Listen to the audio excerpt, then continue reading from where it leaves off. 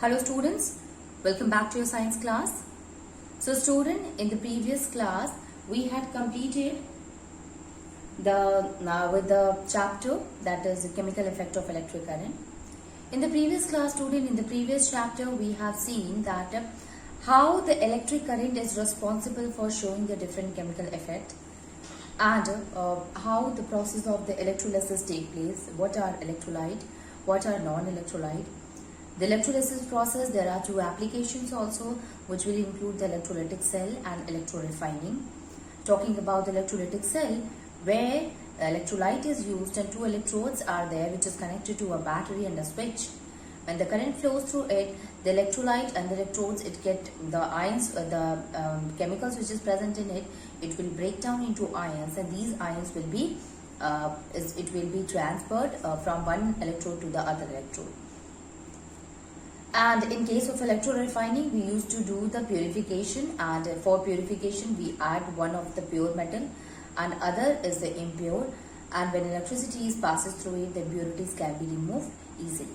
So electrorefining and electroplating, both of them are two application of electrolysis. Now today we will start with a new chapter, and the chapter name is some natural phenomena. When we talk about some natural phenomena, students, so we already have read about there are a lot of natural phenomena occur in nature, which includes storm, which includes cyclone, and these natural phenomena, they are capable to show the destruction, they destroy, and even they are responsible to damage the human life or loss of property also.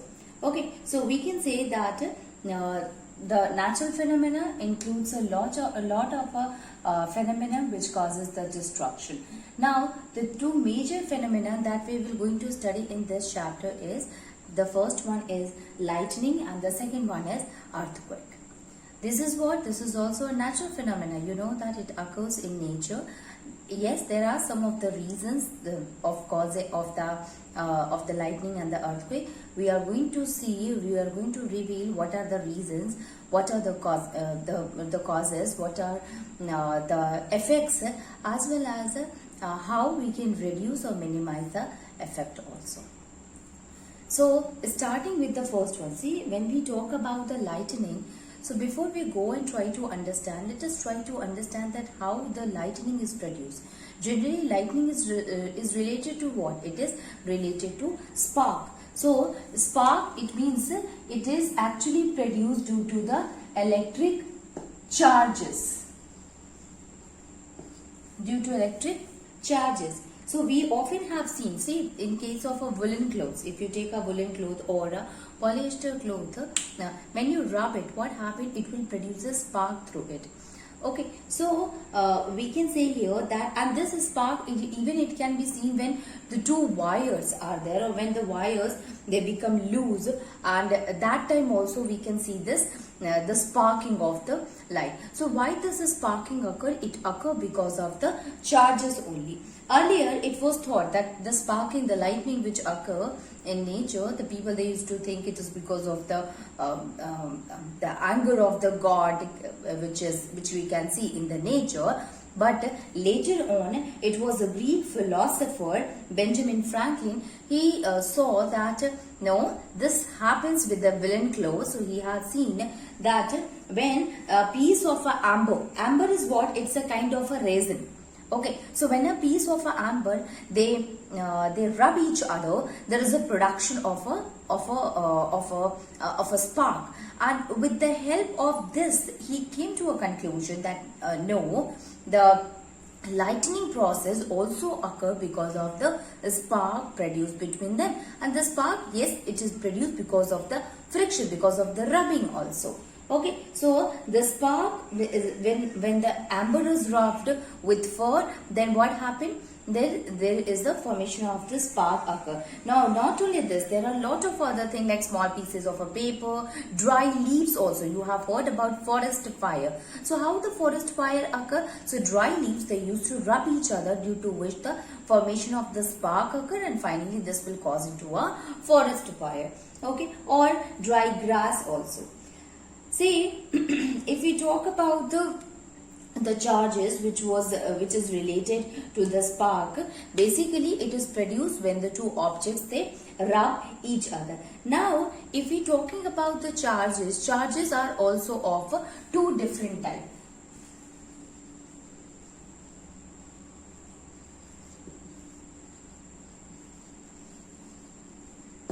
That is positive and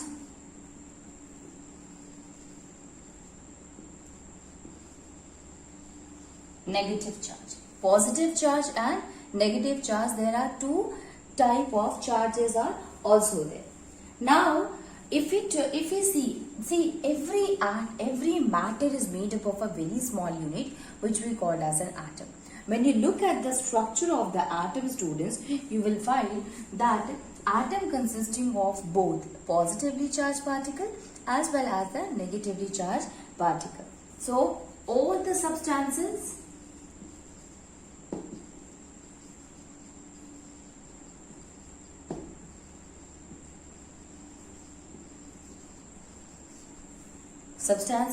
are made up of atoms, and an atom consisting of positively or negatively charged particles. Atom consisting of both positively as well as the negatively charged particle. The positively charged particle is called as proton, while the negatively charged particle is called as electron.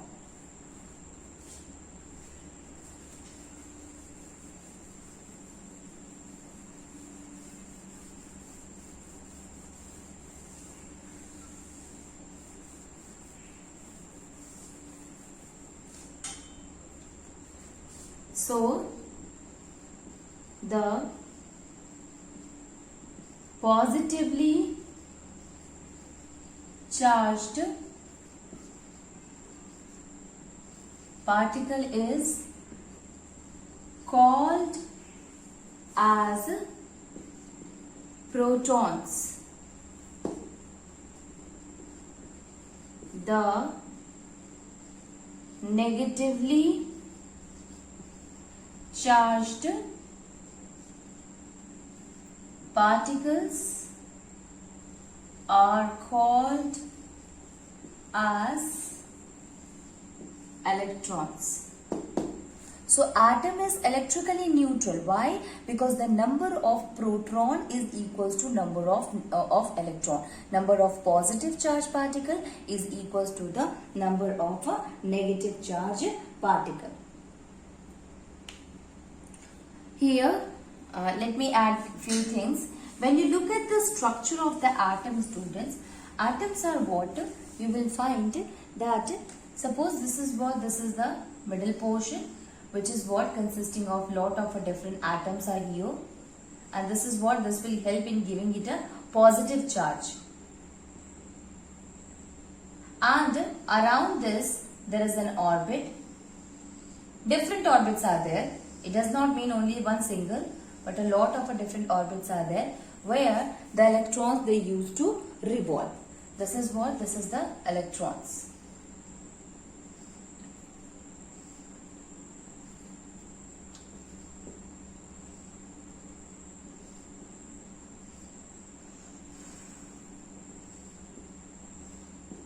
This is the negatively charged electron which revolve around it. So we can write here that atom is electrically neutral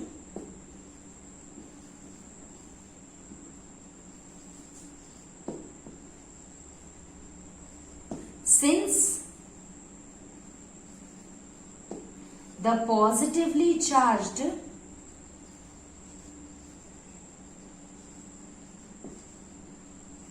particles are equal to the negatively charged particles.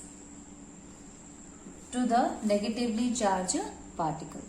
Okay, so it is electrically neutral because the positively charged particle is equals to the negatively charged particle. Now let us see what is the position of the positive and the negative charged particles. As you can see here in the diagram itself, that the positive charged particle, it is present at the center, and this center is called as a nucleus. Now in the nucleus, not only the positively charged particle but some of the neutral particles are also present, which we call as a neutron. So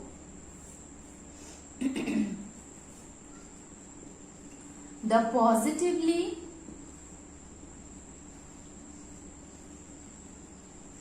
charged particle called protons are present at the center of the atom called nucleus. Nucleus also consisting of neutral particles called as neutrons. So positively charged particle, proton, and no charged particle means neutral particles, which we call as a neutron. Both of them are present in the nucleus of the atom, which is present at the center of the atom. While the electrons, they keep on revolving around the nucleus.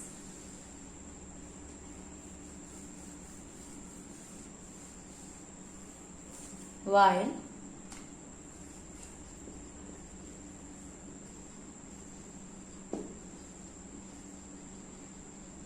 the electrons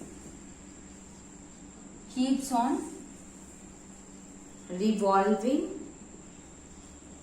around the nucleus. It keeps on revolving around the nucleus, and the number of proton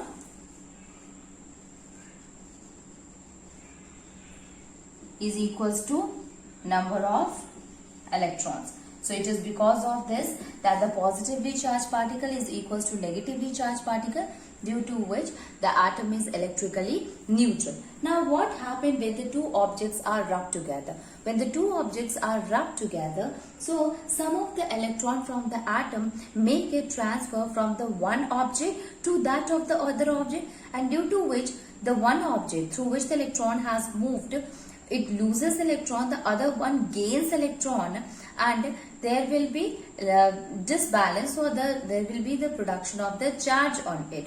One will become positive, other will become negative, and this is how the formation of the charging or the sparking occur when we rub the two objects together.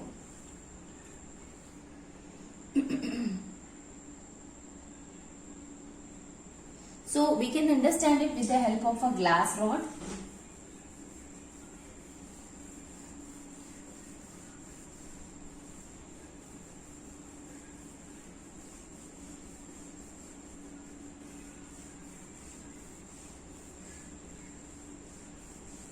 Suppose a glass rod is there, students, and a glass rod is there which is rubbed with silk.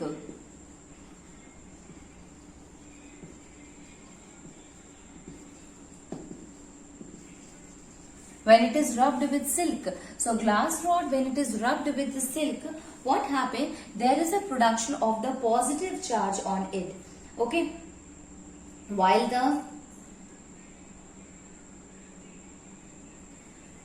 so the charge which is produced in it will be what? That will be a positive charge. Here the positive charge will be produced. How is it so? Because when it is rubbed, it loses some of the electron, and due to which it becomes positive charge. While if we talk about the ebonite rod, so ebonite rod, it gains, and when it is rubbed with that of the wool, it will become negative. So we can say glass rod rubbed with the silk becomes positive charge, positively charged particle,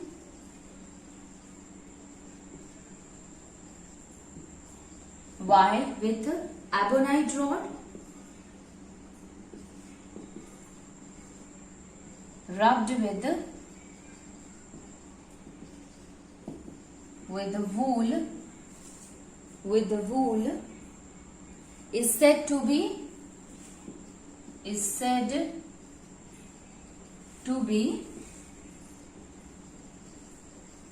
negative. So with glass rod it is said to be positive, and with ebonite rod it will become negative. Now let us try to understand about the electric charges and the property of the electric charges. So if we talk about the charges, generally there are two different types of charges are there. Both of them are opposite to each other. One is positive charge and other one is the negative charge. And being opposite to each other, you know that the opposite charges, they attract each other, while the same charges, they repel each other.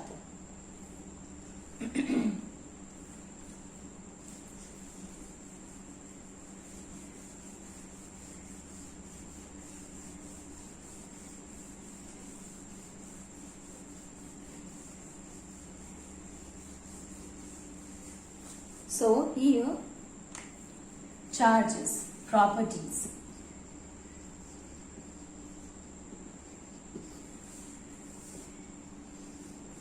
So the first one is the positive and the negative charge.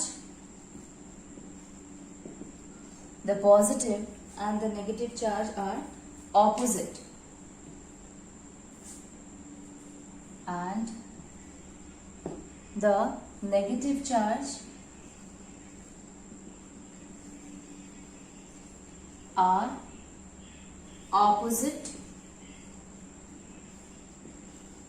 to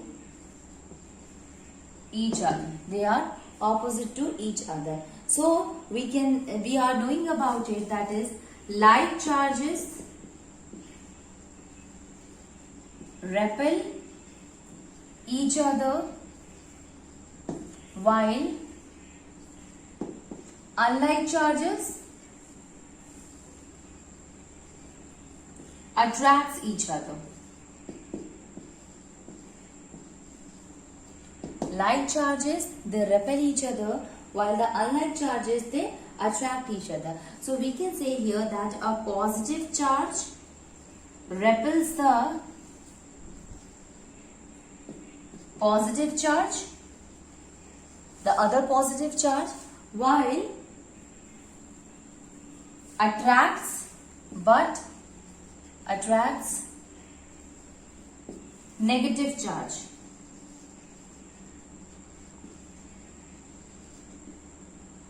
While in case of a negative charge, we are going to repel the other negative charge but attract the positive charge.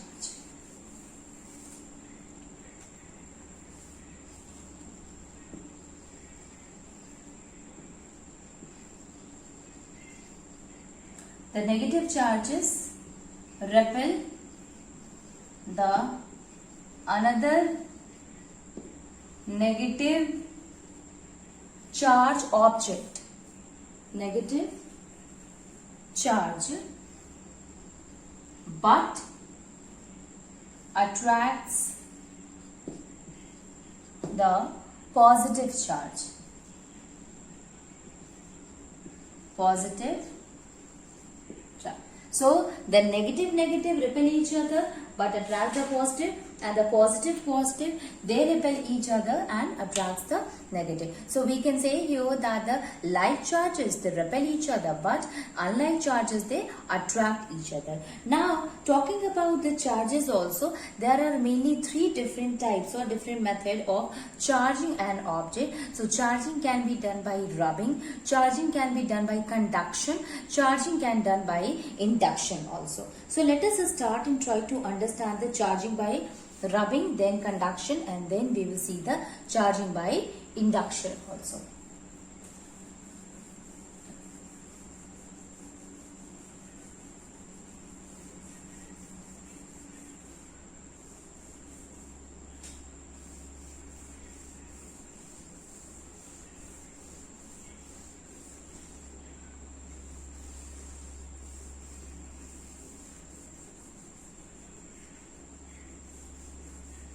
So, method of charging the object.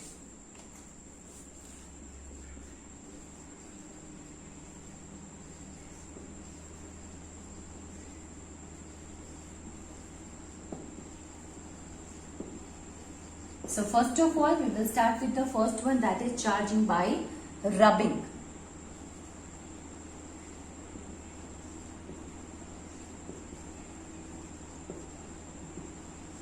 Charging by rubbing. So the simplest way of making an object a charged object is to rub both of the material together. What happened due to rubbing, students, suppose we have taken two objects, and when we rub each other, some of the electron from this object will get transferred to the other one, and the other can be transferred to the first one. Suppose this is a pen and this is a marker. Suppose there are two objects. When you rub it together, some of the electrons from this will enter into the second object, and thus we can say that there will be disbalance. The charge, the electrons will lose by it, and one gains the electron, and due to which one will become positive charge and the other will become the negative charge. So we can develop charges on an object by rubbing it with each other. So this is the simplest way.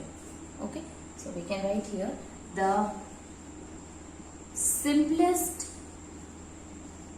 way to charge an object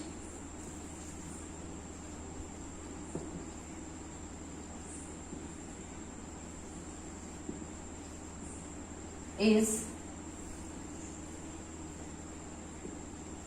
rubbing. So what happened on rubbing? On rubbing, electrons gets transferred. Electrons get transferred from one object to the other object, from one object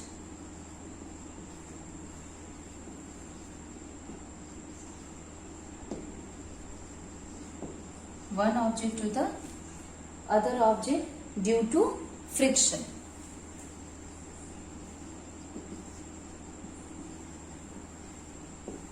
So when it is rubbed, so due to friction, some of the electron will get transferred from one object to other. So one will lose electron, other will gain electron, and this is the charging by rubbing. Now let us see the another one, and that is charging by conduction.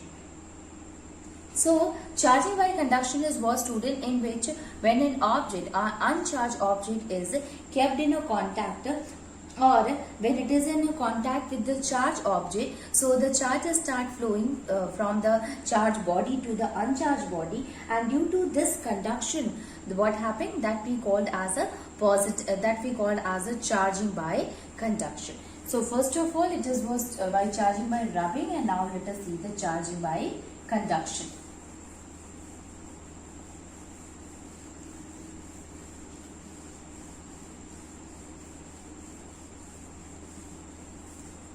Charging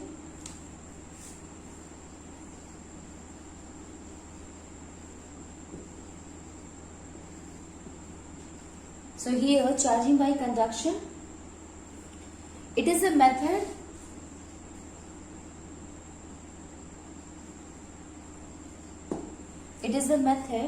used to charge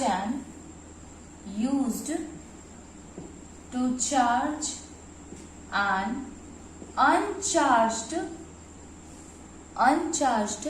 object by bringing it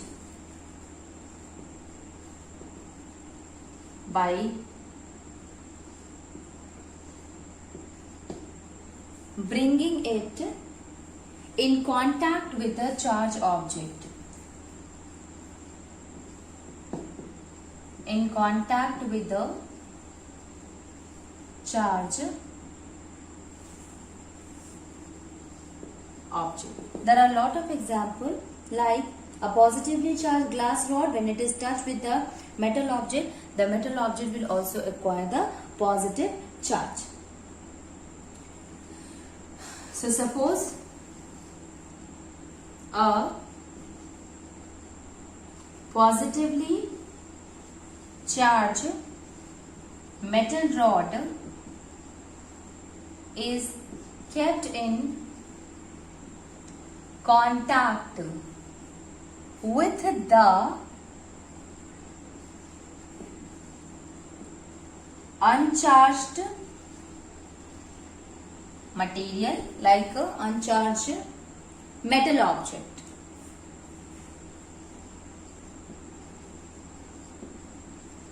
The metal object will also becomes positive charge.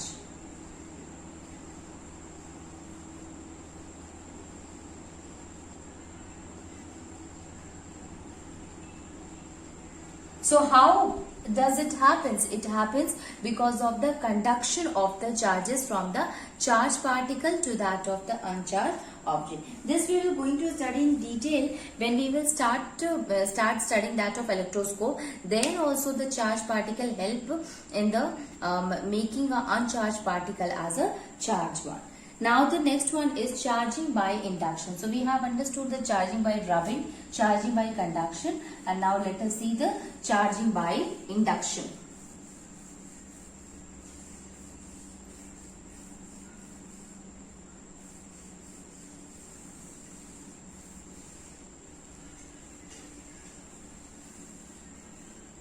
Charging by induction. Now let us see what happened in charging by induction. This is a method used to charge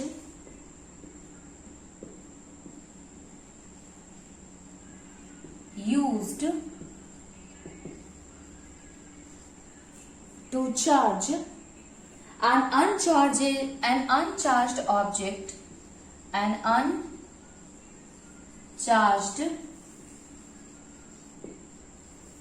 uncharged object without touching the object,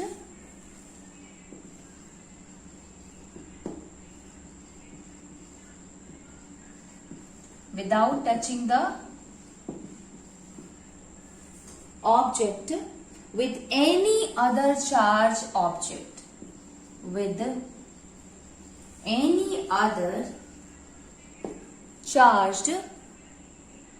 object, So without keeping it in a contact with that of the charged object, we can generate or we can make it charge here, and this process we can do by the process of induction. Like a charged plastic comb is there, students. So when you rub it, due to which what happened, actually before rubbing also a charged plastic comb, when it is kept close to that of the piece of a paper. Now the piece of the paper is what it is present at the, it is not in a contact with that of the comb, but as the comb come closer to this piece of the piece of paper start attracting towards itself, and this shows that this charging is done due to induction. Okay, so the paper pieces, they comes near to that of the comb, since they get charged also because of the charged plastic comb. So we can say that a charged plastic combs attract small pieces of paper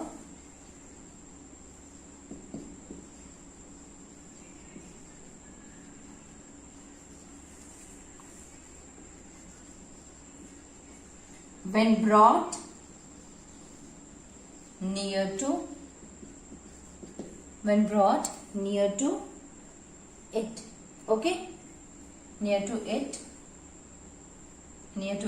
without touching it.